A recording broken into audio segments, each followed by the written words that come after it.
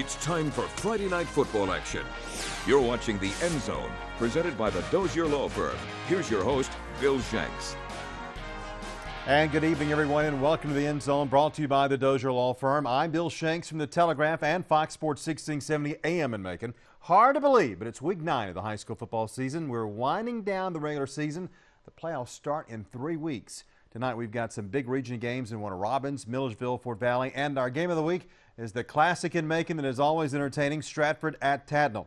But we start tonight in Gray, where the Jones County Greyhounds really needed to win tonight against Lakeside Evans, and then against Houston County again next Thursday night to have a chance at the playoffs. Dwight Jones Greyhounds were still licking their wounds from their 49-21 loss in Northside last week. They were without running back Walker Juhan in that game as he missed it with an ankle injury. Juhan back in there tonight, so could that help against the Panthers from Lakeside Evans? Here we go for some of the highlights of this game now. Here come the Greyhounds in front of a packed house at Greyhound Field. Jones County went 3 and out the first drive, so Lakeside got it and went to work. Here's a pass to the right side, Hunter Banks to Josh Jones for an 11-yard gain. Then 2 plays later, handoff's coming to Jalen Harrison, and he's going to get it in there for the score, and the Panthers were up 6 points after the PAT, 7-0.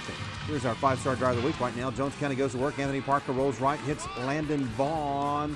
Nice catch right there for the first down.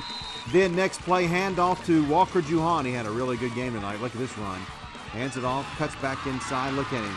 Get away from the tacklers and gets all the way to the 41, about 20-yard gain down from the Panthers 37. Juhan gets it from Vaughn. Thinks he's going to throw it, but nope, he's going to run it. And he runs, watch this run, runs into his own guy, 25-20, gets down to the 17-yard line. That kick can really play. On the 14 now, Parker, Juhan, and he gets inside the 5 to about 2 hard runs right there by Juhan. Then they give it to number 35, Aaron Shaheen, and he gets it in there for the touchdown. Jones County on the board after the PAT. The game was tied at 7. That was our 5-star drive of the week. All right, Jones County's going to kick off. You got to watch this run. This is pretty special, even though it was the visiting team. Stephen Husa for Lakeside Evans gets it, and he takes off. Watch this speed, and Jones County almost catches him right there, but he puts it in another gear and kind of cuts back to the right, and he's going to score for the touchdown. Leaps into the end zone for the 6 points after the PAT was 14-7. Jones County had to punt later in the first quarter, and watch this. They look like the Bulldogs. Bad snap, horrible snap, and the punter cannot fall on it, and Lakeside's going to fall on it right there and recover the fumble. They get it, so the first quarter ended at 14-7. They turn it around, other side, and Lakeside's going to punch it in for 6 more points right there. Lakeside will get the PAT, and it was 21-17. Then Jones County 3 plays into the drive right there. They get 6 points. Landon Vaughn with a touchdown. That made it 21-14 Lakeside, and they would hold on to beat Jones County 35-20. Tough loss to the Greyhounds. They are now 4-4 overall, 2-3 in Region 2-5A.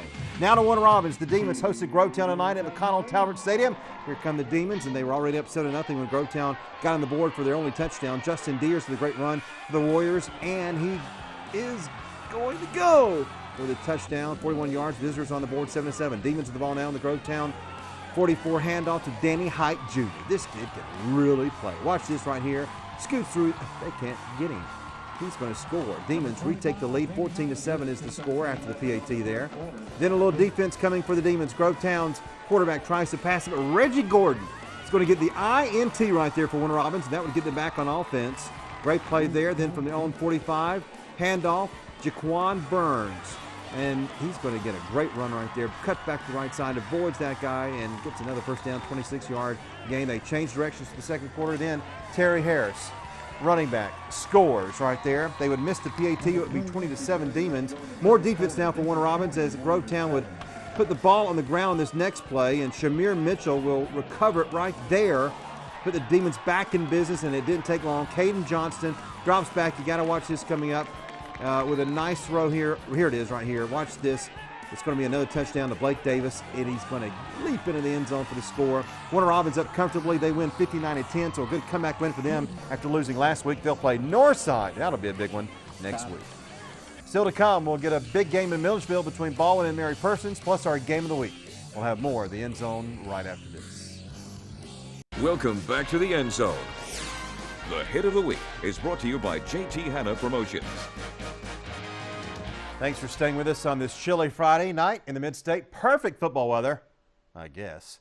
The Mary Persons Bulldogs continue to try and prove they may be the best team in the area, at least outside of the Northside Eagles. Brian Nelson's Bulldogs were rated 6th in the state in Quad A rankings this week. They were undefeated coming into the game tonight against the Baldwin team that's really had a helter-skelter season. The Braves have had some solid wins and some bad losses, but they needed an upset tonight to have a better shot at a postseason appearance. Here we go, back to Milledgeville for some of the highlights of this game as Baldwin takes the field and goes to work. Well, here's Baldwin right now. Quan Head looks to pass, but he's going to keep the ball and run back up the right side for about a 10-yard gain before being knocked out of bounds. Then Head again, keeps the ball, runs up the middle for 5 yards. Simmons takes him down for the Bulldogs. Head again, looks to pass, almost gets caught behind the line of scrimmage, makes his way down the right side, and is going to get about 8 yards for the gain. Then Head back to pass, looking, and he's going to find Trey Taylor, complete, just barely shakes off Goodman and Simmons, but gets about a 15-yard gain right there. Then Head back to pass again, shotgun. He's going to get Corey Walker near the 6, but it's incomplete. Then Head again, he's going to fumble, and Baldwin would take the loss. Head again, back. Kerry Brown's going to get it, manages to shake off a few Baldwin players, but another loss on offense for Baldwin. Then they'll try it again. Quan Head to Corey Walker at the 7-yard line, and he's going to score. Get in there for 6 points, and the Braves lead 7-0 after the PAT. Second quarter now, Mary Persons with the ball. Michael Durden hands off to Gregory Kelsey. He runs up the middle about 15 yards, and here's Alexander gets the ball, runs up the right side, and that's going to be a pretty good gain right there. Then a few more yards here for Mary Persons, and now another run. Tosses the ball to Alexander, and he's going to run the left side. He's going to actually fumble, but they're going to recover in the end zone, and they're going to give him the touchdown right there. PAT would make it 7-7. That was what it was when we had to leave, but Mary Persons wins this game 21-7. They remain undefeated at 8-0. They will have a big game next week in the region game against Veterans. Now to Fort Valley. Peach County looking for its 5th win in a row.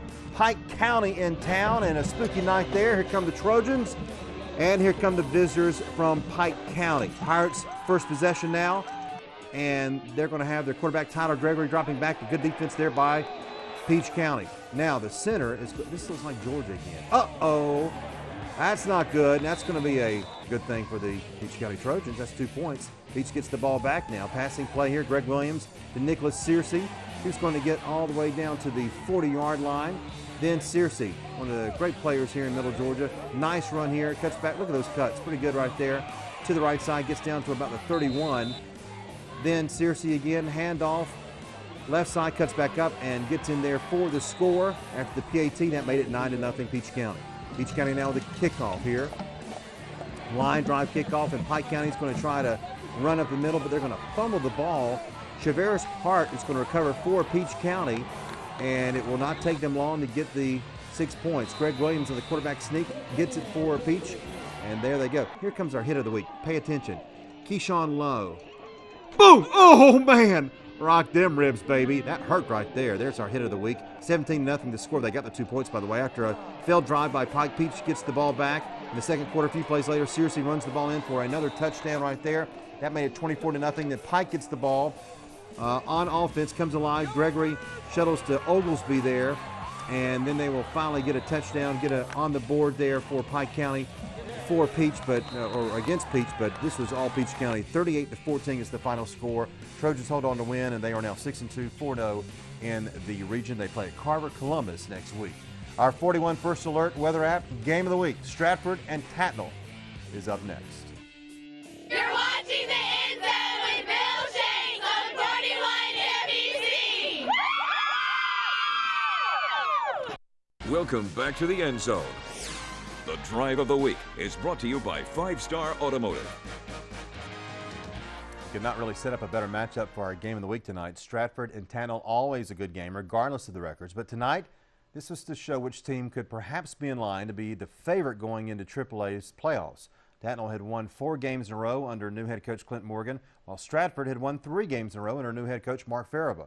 But Farabah has been in this position before, of course, as the head coach of the Eagles and when he was the head coach also at FPD. He played many big games against the Trojans, and this one was another one tonight. Here we go, back to Jack Baines Field for the action of this game. Here come the visiting Eagles and the Trojans. Always an exciting matchup for these two. First drive Trojans in Stratford's territory. They pitch it out to Elbrian Kemp, but he's tackled after just a few yards there. Next play, Lane Watson back to pass, but the Stratford defense swallows him up right there. Trojans have to punt it away, and Stratford gets the ball now. Thomas Williams up the middle, across the 50 for a first down, and then a little trickery. John Mitchell handed off to Lucas Bowden. Next play, but it's a fleet. He's going long. Connor Corbin. Beautiful throw to Jonathan Hefner. How about that right there, boys and girls? 7-0 the score after the PAT. Ensuing drive, Daniel says, you know what, we can do that too. The reverse to Kemp, who launches it. Downfield, Ahmad Barron is there. What a catch, what a play. And he's going to go all the way down to the Stratford 5-yard line. A great play there. Both teams really pulling out all the stops tonight. 2 plays later, Watson on the keeper, up the middle, touchdown. Point after, made it 7-7. Next drive now, Stratford back to punt on 4th down, but watch Farabee getting a little tricky here. Another fast one, the fake, but it doesn't work as Corbett's going to be dragged down 2 yards short of the first down. Later, Tatnall's defense all over the counterplay here. Scott McClendon brings down Corbett behind the line. A lot of defense early on. Next play, Jonathan Ward is going to blow it up. He hits Williams behind the line of scrimmage. That forced a Stratford punt. 3rd down and 12 now for Tatnall and the Stratford D. They're going to stand tall. Douglas Bradley, great penetration there. Trojans, they had to punt it away. It was a punting contest. That's always exciting. Stratford back to work, 3 seconds till halftime. Mitchell rolls to his right, back to his left, and fires it toward the end zone. And it's going to be incomplete, but they call a pass interference on Tatnall. That puts the Eagles in field goal position. So out comes William Ham with a 44-yard try, but it would be no good. And they went to the locker room tied at 7. Tatnall had an extra point blocked with under 3 minutes left to go in this game, and that's how Stratford would win it. Are you kidding me? Unbelievable. These 2 teams always play games like this. 14-13 is the final score. Stratford wins over Tatnall. We'll hit the scoreboard right after this.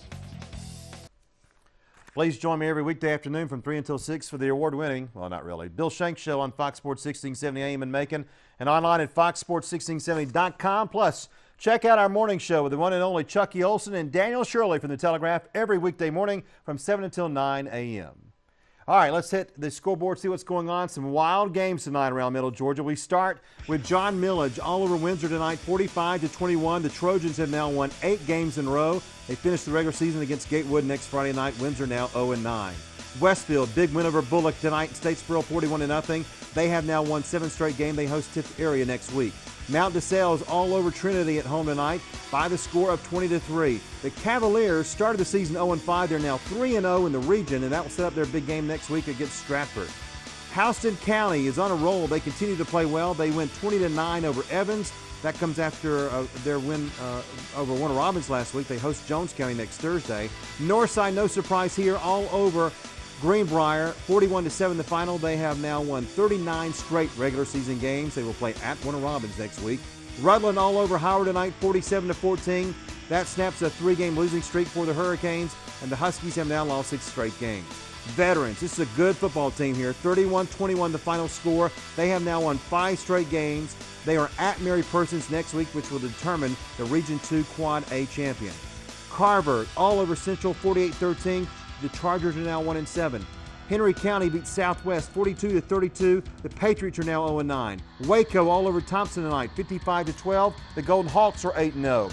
Dublin playing very well in Region 3 AA, 42. Harlem 14. Scriven County all over East Lawrence tonight by the score of 28-0. Lamar County, I'm sorry I picked Blakely County. I had to, I guess. 44-7 the final score. The Trojans are now 7-0. The Royals fall to 6-2. Northeast over Crawford, 51-0. Crawford County's now lost 41 games in a row. Also, Taylor County over Putnam, 41-6 tonight. They had lost 2 straight games. And also Macon County over Monticello, 31-18. Swainsboro wins a non-region game over Wilcox County, 22-7. Wilcox now 2-6. FPD in a wild one over Wilkinson County, 41-40. They are now 5-3. GMC over Hancock Central, 22-8. Lincoln County beats Twiggs County by the score of 45-7. And one more game, Pinewood over Deerfield wins in her shocker by the score of 24-21. That's our show. We're back next Friday night with more high school football action from around Middle Georgia. Thank you for being with us. For all of us at 41 NBC, I'm Bill Shanks. Good night.